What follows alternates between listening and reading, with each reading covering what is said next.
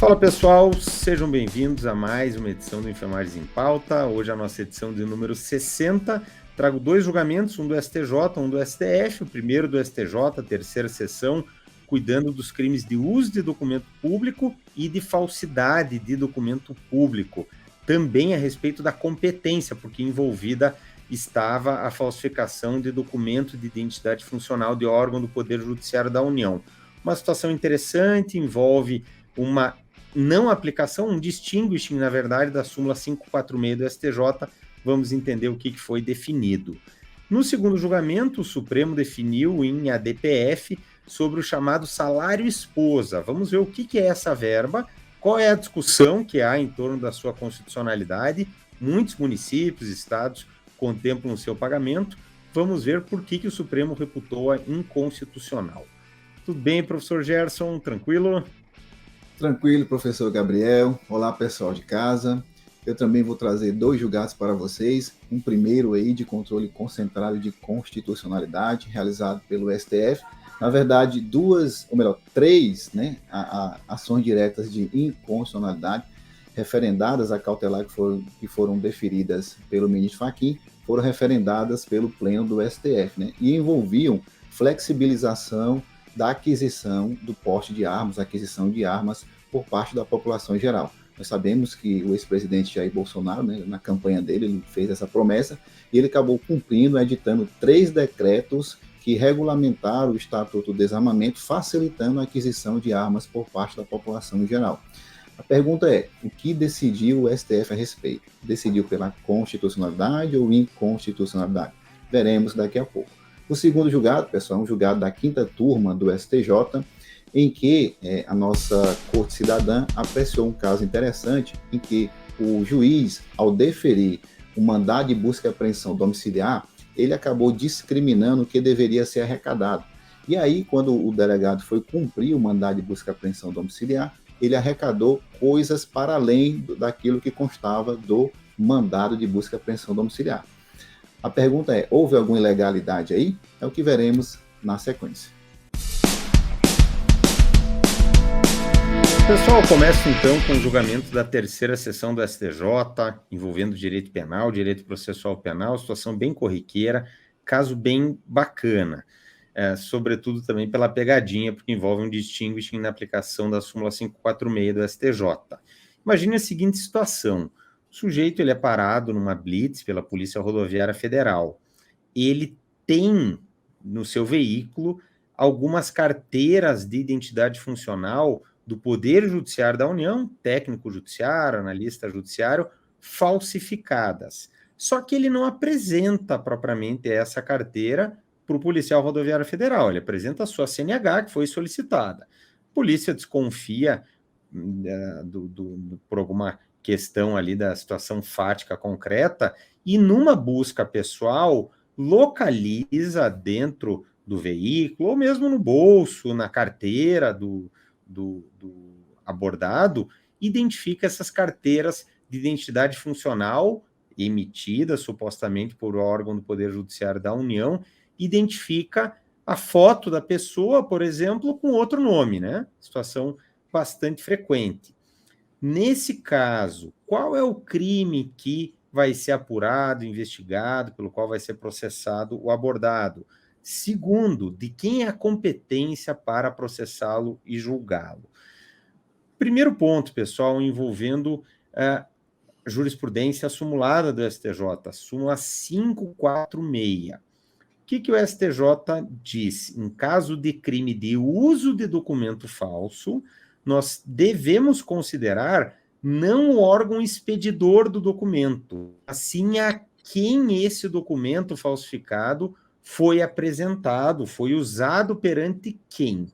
Então, se nós temos uma pessoa abordada pela Polícia Rodoviária Federal, que tem uma CNH falsificada, que é documento emitido pelo DETRAN, órgão estadual, ele apresenta a CNH falsificada para um policial rodoviário federal. Nesse caso, a falsificação é de um documento público estadual, mas foi apresentado a um policial rodoviário federal. Nesse caso, pela súmula 546 do STJ, a competência, não há dúvida, será da Justiça Federal. Nesse caso, no entanto, qual era a particularidade que nós tínhamos? A pessoa estava com um documento falsificado, mas ela apresentou um documento de identificação, uma CNH, verdadeira. A polícia, que numa busca pessoal, identificou documentos falsos. Como eu disse, situação bastante corriqueira. Vejam, nessa situação, não se aplica a súmula 546 do STJ. Por quê? Porque não é o crime de uso de documento falso. O tipo penal do artigo 304 do Código Penal prevê a conduta de fazer uso. A doutrina vai dizer que esse fazer uso envolve uma atuação do agente, né, uma ação, e não meramente ali um agir, uma ação omissiva, envolve um agir. Então, se o agente tem no seu veículo ali algum documento falsificado, se a polícia acha esse documento, não há o uso desse documento perante a polícia, porque ele não apresentou, não utilizou de alguma forma desse documento. Logo, o que resta? O crime de falsidade documental envolvendo aquele documento, né? No caso aqui, um documento público, artigo 297 do Código Penal. E aí muda a questão da competência, já não é mais aplicação da súmula 546. O STJ falou que se deve fazer um distinguishing. Eu até diria que tecnicamente nem cai na hipótese, porque não é o crime de uso de documento falso que está em jogo, é o crime de falsidade documental. E aí nós temos, né, um crime contra a fé pública, assim como o 304, crime contra a fé pública, mas vejam, ele não foi apresentado perante ninguém, não foi usado, foi feita a falsificação. Se nós tivéssemos alguém falsificando documento de identidade funcional da União, que usasse esse documento, por exemplo, para abrir uma conta num banco privado, no Itaú, no Bradesco, crime de estelionato, o falso ficaria absorvido, súmula 17 do STJ. Competência seria da Justiça Estadual, uma obtenção de empréstimo fraudulento, né, com a apresentação de uma identidade funcional, mesmo que supostamente emitido por órgão do Judiciário Federal. O patrimônio envolvido, crime contra o patrimônio, estelionato, é de uma entidade particular, é de um particular, logo a competência seria da Justiça Estadual. Só que nesse caso que eu comentei ao início, nós não tivemos crime de estelionato, não sabemos nem para que seria efetivamente utilizado. Simplesmente identificamos que o documento é falso, né, uma falsidade documental, uma alteração material no corpo ali do documento, né, uma utilização de uma fotografia adulterada numa carteira funcional.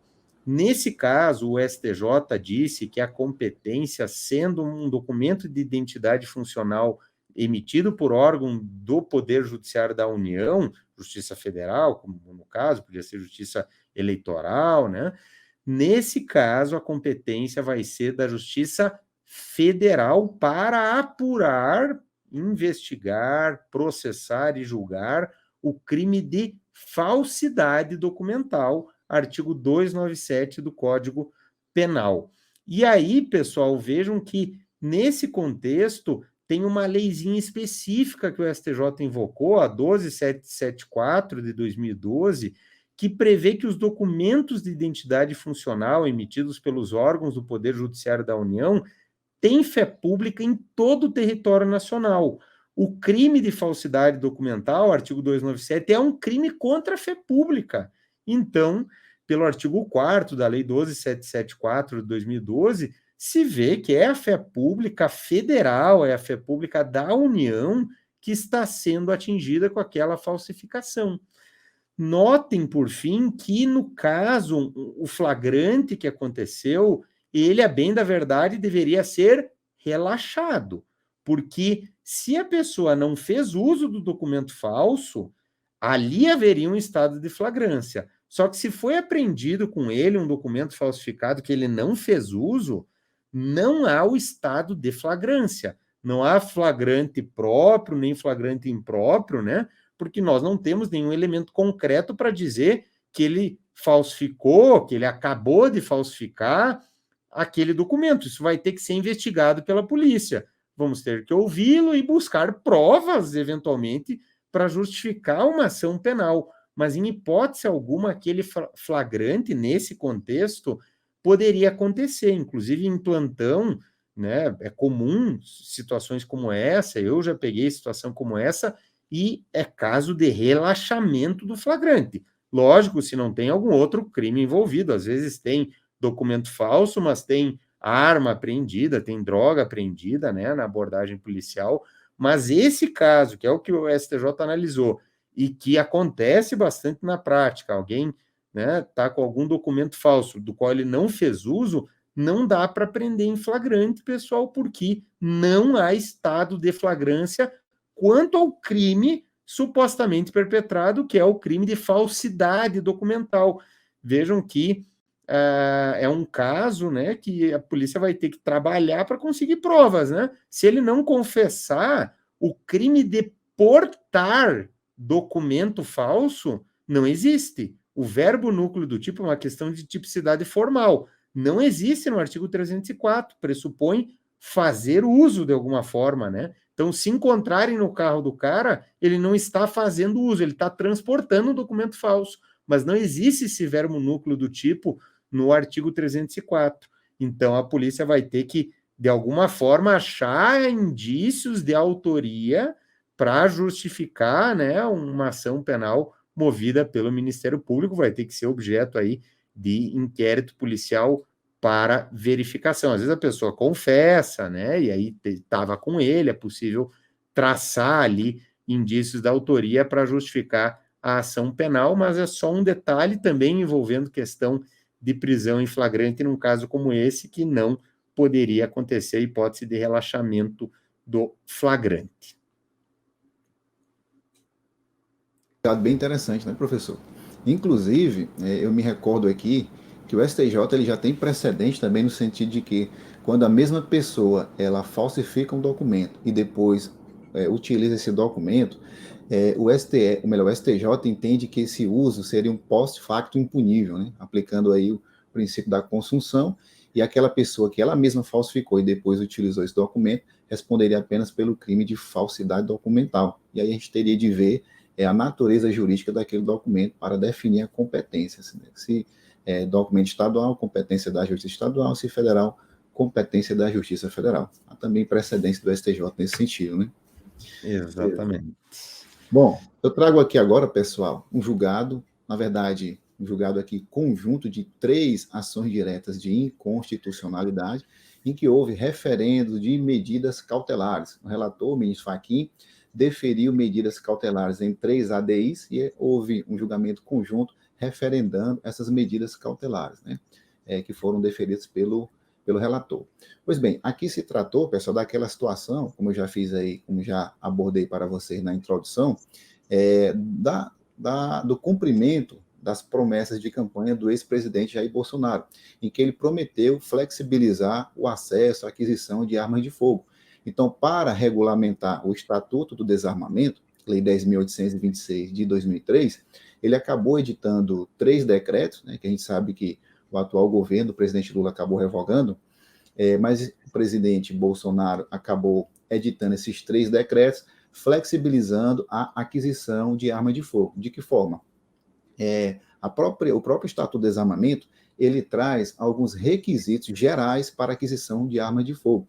E fala expressamente que pode um decreto, né, o decreto presidencial, o decreto do presidente da República, estabelecer outros critérios. Entretanto, segundo o entendimento do STF, quando o presidente Bolsonaro ele trouxe uma presunção de veracidade, né, daquela declaração de efetiva necessidade de arma de fogo, o STF entendeu que houve aí um transbordamento do poder regulamentar do presidente da República. E, portanto, acabou fazendo a interpretação constitucional, acabou declarando a inconstitucionalidade desse decreto, né?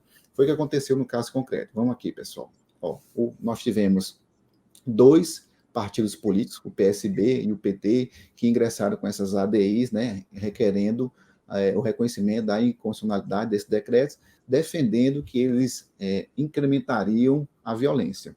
O STF, analisando o caso, entendeu, pessoal, que, primeiro, houve uma violação ao direito à vida, né? Tendo em vista que entendeu a Suprema Corte, quanto mais armas em circulação, maior é o risco à vida das pessoas. Que o diga esse caso recente que aconteceu em Sinop, no Mato Grosso, em que, depois de uma disputa lá de sinuca, a gente viu que depois que duas pessoas perderam lá apostas, né, perderam uma quantia de dinheiro grande, vultosa, acabaram matando 6 pessoas e ferindo outras, né? E além disso, o STF entendeu também que o artigo 5º da Constituição, ele prevê o direito à segurança. E quando a Constituição tutela o direito à segurança, tutela numa perspectiva transversal, não só no sentido de garantir a liberdade, né, de garantir os direitos de primeira dimensão, mas também criando obrigações positivas para o Estado, de modo a intervir, sim, de modo a desenvolver, estabelecer uma política de segurança e também controlar a violência armada. Daí porque, nessa perspectiva, o STF entendeu, né, pela inconstitucionalidade dos decretos presidenciais que flexibilizaram a aquisição de arma. Disse a Suprema Corte, pessoal, que não existe no Brasil direito fundamental à aquisição de arma. Vou repetir. Disse a Suprema Corte que no Brasil não existe o direito fundamental de aquisição de arma. Disse ainda, olha, a Constituição ela não proíbe a aquisição de armas, mas há uma situação aqui excepcional. Se uma determinada pessoa quiser adquirir uma arma de fogo, deve fazê-la de forma excepcional e comprovando, né, no plano fático, qual é ou quais são as efetivas necessidades para a aquisição daquela arma.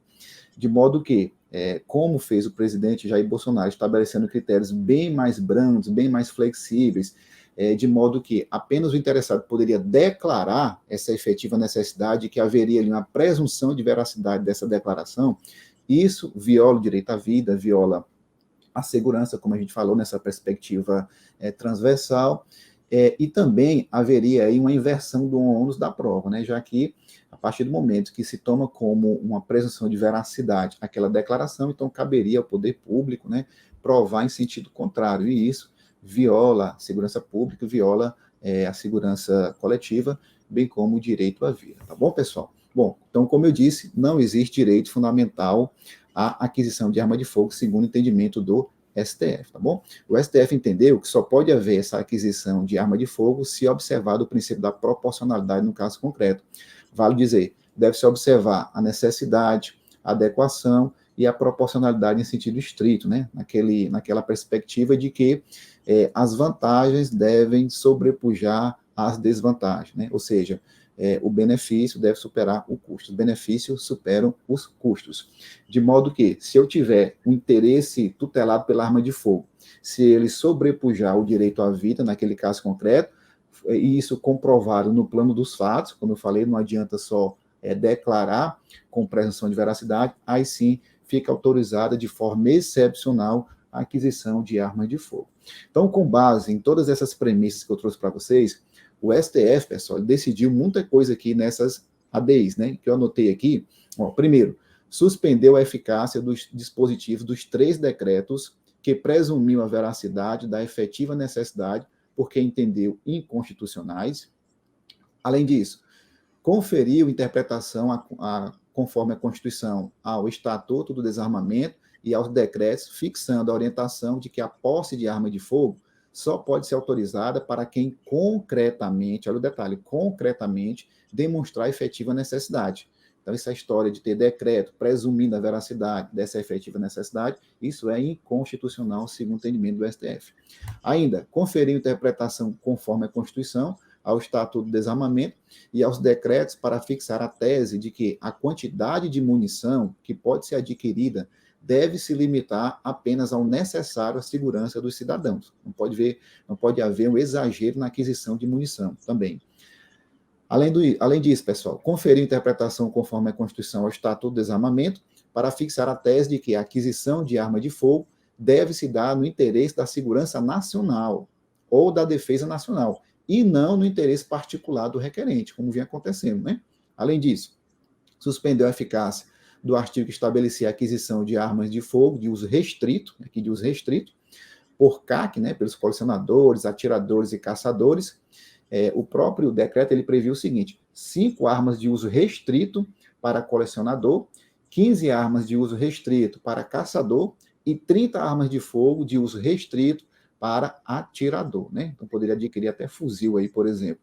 Então, houve também uma declaração de inconstitucionalidade desse dispositivo e, por fim, a nossa Suprema Corte suspendeu a eficácia da portaria interministerial que havia aumentado o limite de compra de munição para pessoas físicas que tenham arma de fogo registrada. Tá bom, pessoal? Então, resumindo, o STF entendeu que flexibilizar, como o fez o ex-presidente Bolsonaro por meio de 3 decretos, quando regulamentou o Estatuto do Desarmamento, ele acabou exorbitando, né, do poder regulamentar, e aí incidiu já no campo da inconstitucionalidade, porque viola o direito à vida, viola o direito à segurança, e não poderia haver essa presunção de veracidade de uma mera declaração do interessado, no sentido de que há uma efetiva necessidade para a aquisição daquela arma de fogo, porque isso também inverteria o ônus da prova. Então, com base em todos esses argumentos, o Pleno do STF acabou referendando as medidas cautelares deferidas pelo ministro Fachin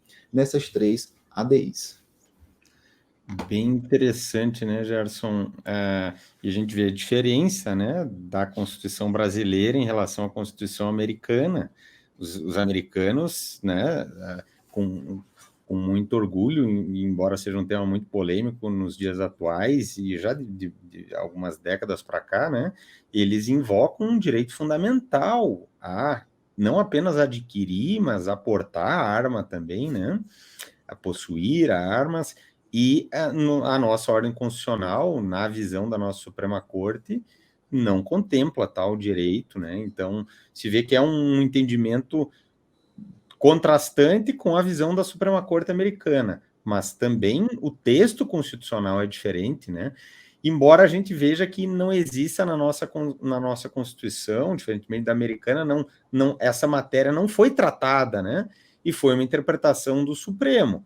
Haveria margem para decidir num sentido ou no outro. Daria uma interpretação, quem sabe, mais conservadora, poderia entender que não há o direito fundamental pela liberdade do indivíduo de adquirir, observar os trâmites legais, mas o Supremo não enquadrou, né, como direito fundamental. E um julgado, como tu bem colocou, ele tangencia direito constitucional, direitos, né, particularmente direitos fundamentais, né? Também o direito administrativo, poder regulamentar, né? Limites do poder regulamentar, e acaba desaguando no direito penal, né? Porque isso vai se refletir na ocorrência de crimes, né? Do Estatuto do Desarmamento, julgamento muito legal aí que tu selecionou. Multidisciplinar, né? Exatamente. Eu trago agora, pessoal, um julgamento de direito administrativo bom também para cobrar em prova aqui em 2 ADPFs, a 860, a 879, destaquei aqui na ementinha 860, porque a matéria é a mesma. Por que nós tivemos a DPF aqui nessa matéria? Porque a lei de que cuidávamos era uma lei anterior à Constituição de 88, né? Mas estava em discussão a sua recepção, a sua compatibilidade com a Constituição de 1988. E eu só registro que nós temos inúmeras leis municipais, estaduais, que prevêem esse benefício do salário esposa. Então, é um julgamento com bastante repercussão. Sejam leis pré-88, sejam leis pós-88. Inclusive, aqui, além de ser pré-88, ainda era uma lei municipal, o Estado de São Paulo. Então, vejam o alcance da decisão, né? Os servidores do município de São Paulo, então, uma lei aqui também, né, aplicada há muito tempo, era de 1985. Qual é a questão, pessoal? O salário esposa, imagine a seguinte situação: a lei prevê uma gratificação, um adicional, né, ao servidor público que, sendo casado, tem uma esposa que não exerce atividade remunerada. isso viola, né, a igualdade de gênero, né? Só o servidor homem que tem esposa, que não trabalha, que poderia ter direito à gratificação. Muitas leis foram editadas assim, textualmente, tá? Outras leis falam em cônjuge, mas, né, compatíveis com a Constituição, porque tanto o servidor que tem uma esposa que não trabalha, quanto a servidora que tem um esposo que não trabalha, fariam jus, né? Então, afastaria o argumento de violação à igualdade de gênero. Mas o Supremo foi além, tem um argumento que eiva de inconstitucionalidade em qualquer situação, esse salário esposa ou salário cônjuge, né? Por quê? Porque a Constituição, no artigo 7º, inciso 30, prevê a impossibilidade de distinção salarial em virtude do estado civil do trabalhador. Essa regra é aplicável aos servidores públicos por força do artigo 39, parágrafo 3º da Constituição, que manda aplicar a eles, dentre outras, essa regra do artigo 7º, inciso 30. Consequentemente, não é possível que, pelo estado civil do servidor, ele ganhe uma verba a mais, né, do que um servidor solteiro ou que um servidor viúvo, né? Isso viola a isonomia, não apenas sob o prisma da igualdade de gênero, também e notadamente sob o prisma da violação à igualdade, porque esse critério do estado civil, ele é incompatível com o princípio de isonomia por regra expressa da Constituição, artigo 7º, inciso 30, né, que, como eu disse, pelo 39, parágrafo 3º, também é aplicável ao funcionalismo público. Então, o Supremo reconheceu, já por esse motivo, a inconstitucionalidade, só que o Supremo foi além também. O Supremo disse que viola o princípio republicano, viola o princípio da razoabilidade, concedeu uma verba remuneratória ao argumento, né, e sob o pretexto de que a pessoa tem um cônjuge que não trabalha, porque isso não envolve o desempenho funcional daquele servidor. Com isso, o Supremo dizendo que o pagamento de uma gratificação deve estar associado ao desempenho funcional daquele servidor, ou seja, aquilo que ele reverte em prol da administração, em prol do interesse público, ao fim e ao cabo, e não como uma situação meramente particular. Então, o Supremo também acrescentou esses fundamentos pela inconstitucionalidade dessa gratificação de salário esposa, e vale apenas destacar, ao final, que o Supremo modulou os efeitos, para evitar que os servidores, até porque eles receberam durante décadas, né, em muitos casos, totalmente de boa fé. Então, o Supremo fixou esse julgamento como um marco, porque foi a primeira vez que o Supremo enfrentou a matéria, e agora tem um divisor de águas, né? Então, até a data do julgamento não precisa fazer nenhum tipo de devolução por conta também da presunção de boa-fé, além da presunção de constitucionalidade, né? Uma modulação de efeitos na forma do artigo 27 da Lei 9868 de 99, também a 9882 traz idêntica regra de modulação. Finalizando aqui, pessoal, eu só lembro que não tem nada a ver com salário família, tá? Tem gente que pensa que o salário família também é inconstitucional. O regime geral de previdência social prevê o salário família como uma complementação de renda também, como um adicional. Só que não tem nada a ver com essa situação, porque o salário família, ele pago para os dependentes dos segurados de baixa renda, ele não é devido em função do estado civil, ele é devido ao segurado de baixa renda que tem filhos menores de 14 anos ou então inválidos de qualquer idade. Não é pelo estado civil, é um complemento, um benefício previdenciário que representa um complemento de renda para famílias, né, portanto, de baixa renda, que têm crianças, que têm filhos ainda que maiores inválidos e com isso, naturalmente, tem maiores custos. E isso é importante destacar porque muitas leis de salário esposa no funcionalismo prevêem o pagamento só para famílias de baixa renda, de até 2 salários mínimos, né? Ou de servidor que ganha até 2 salários mínimos. Mas isso não vai salvar essas leis também, tá? Porque é diferente a situação em relação ao salário família, porque considera o estado civil da pessoa como um fator de discrime para concessão ou não do benefício. Legal, professor. Julgado bem interessante aí também, bem provável de ser cobrado, né? Pessoal, continuando aqui, nosso último julgado de hoje, eu trago um julgado na matéria de direito processual penal que envolve expedição de mandado de busca e apreensão domiciliar. Um julgado aqui da quinta turma do STJ, em que surgiu a seguinte dúvida. Quando o magistrado ele expedir um mandado de busca e apreensão domiciliar, ele precisa discriminar, né, já de antemão, quais são os objetos que a autoridade policial que vai cumprir aquele mandado, ela vai arrecadar, já precisa estar discriminado ali no mandado de busca e apreensão domiciliar.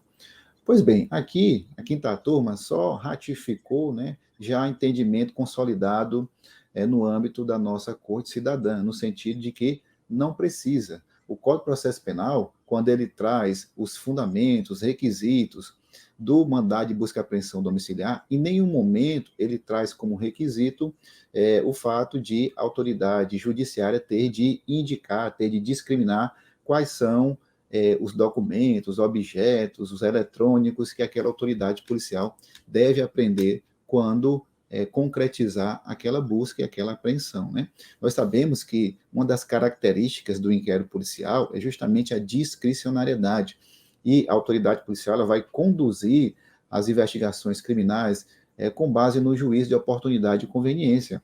Então, havendo vinculação daquele objeto que foi apreendido, que foi arrecadado, né, com a investigação, não haverá aí nenhuma ilicitude, nenhuma ilegalidade. No caso presente aqui, pessoal, no caso decidido pelo STJ, o magistrado ele até tinha discriminado alguns objetos que poderiam ser apreendidos. No caso, eram celulares, tablets, computadores, notebooks, e a autoridade policial ela acabou arrecadando outros objetos, como papéis e agendas, né?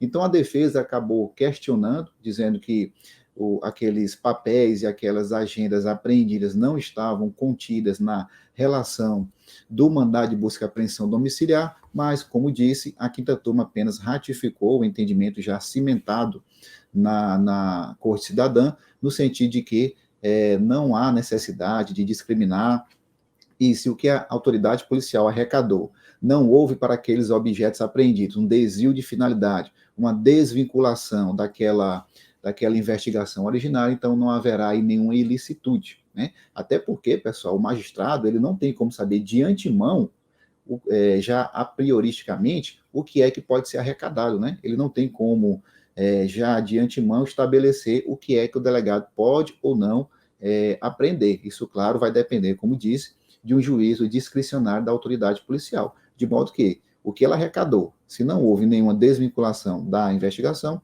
tudo bem, tudo legal, está tudo lícito, né? Agora, claro, havendo um desvio de finalidade, havendo a pescaria probatória, chamada fishing expedition, né? Aí fica caracterizada a ilicitude desse meio de obtenção de prova e, claro, não vai poder ser utilizado para provar um determinado fato contra o réu. É sempre um tema muito sensível, né, Gerson? A questão de validade de prova, né? No processo penal, muitas discussões, e a gente sabe que a defesa sempre vai trazer alguma alegação de nulidade, porque acaba repercutindo pelos princípios, né? Particularmente aqui pela teoria dos frutos da árvore envenenada, em uma série de outras provas, né? Então, às vezes o reconhecimento de uma nulidade que parece simples acaba invalidando todas as demais provas, né? E com isso levando ali muitas vezes a uma absolvição, ou eventualmente a uma prescrição, quando se quer voltar tudo do começo. E eu lembrei, né, tem o outro extremo também, a gente teve aquele caso lá no STJ de mandado de busca e apreensão genérico, né, que não dizia o endereço, era toda uma comunidade, né, exatamente, que poderia ser objeto ali de busca, e o STJ também disse, não, opa, aqui não, aqui já está nulo, né? E como tu bem lembrou, não é o caso de poder aprender tudo. Também a gente sabe que tem situações em que, como tu bem lembrou, a jurisprudência reconhece o fishing expedition, porque não tinha, se pega algum elemento que não tinha nada a ver com o fato criminoso, né? E, consequentemente, há um desvio de finalidade. Então, tem que ter alguma ligação, né? Nos mandados, nós costumamos colocar qual é a prática criminosa, e aí se fala de maneira genérica, né? De notebooks, celulares, papéis, documentos, né? Relacionados à prática da infração tal, né? Isso. Inclusive, Gabriel, isso vale também para escritórios de advocacia, né? Quando há indícios de que o advogado ele tem algum envolvimento naquela empreitada criminosa, a autoridade policial, logicamente, vai representar, o juiz defere o mandado de busca e apreensão no escritório, mas aquilo que é alheio à investigação não pode ser apreendido, como, por exemplo, documentos de clientes que não têm nenhum envolvimento com a empreitada criminosa. Então, também vale o que você disse, né? Para esse caso aí de escritório de advocacia. Exatamente. Por isso, até que o Estatuto da OAB prevê a necessidade de participação de um representante da OAB para evitar esse tipo de abuso. Só que quando a gente está tratando de outros escritórios, de outros profissionais, ou então casa, enfim, a polícia não tem esse acompanhamento, ela mesma que vai cumprir, e aí ela não pode sair pegando tudo que queira também, né? Tem que, de alguma forma, ligar com a prática criminosa que está sendo objeto ali de investigação. Muito bom, pessoal. Finalizamos com isso mais um Infemares em Pauta, nossa edição de número 60. Esperamos que tenha ajudado vocês. Não deixem de dar uma olhada no material escrito para ver ali com os exemplos que a gente coloca a forma de aplicação desses entendimentos e também para bem memorizar as teses de julgamento. E aguardamos vocês aí na próxima edição do Infemares em Pauta com mais julgados, mais temas selecionados, com uma curadoria aqui de precedentes para vocês ficarem bem atualizados com o que de mais relevante há aí nos tribunais superiores. Um abraço, fiquem com Deus, bons estudos e até a próxima. Valeu, pessoal. Até a próxima edição do Infemares em Pauta. Um abraço.